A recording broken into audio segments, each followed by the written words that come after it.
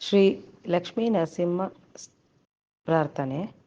ಶ್ರೀಮತ್ಪಯೋನಿಧಿ ನಿಕೇತನ ಚಕ್ರಪಾಣೆ ಭೋಗೀಂದ್ರ ಭೋಗಮಣಿರಾಜಿತ ಪುಣ್ಯಮೂರ್ತೆ ಯೋಗೀಶ ಶಾಶ್ವತ ಶರಣ್ಯ ಭವಾಬ್ಧಿಪೋತ ಲಕ್ಷ್ಮೀ ನೃಸಿಂಹ ಮಮ ದೇಹಿ ಕರಾವಲಂಬಂ.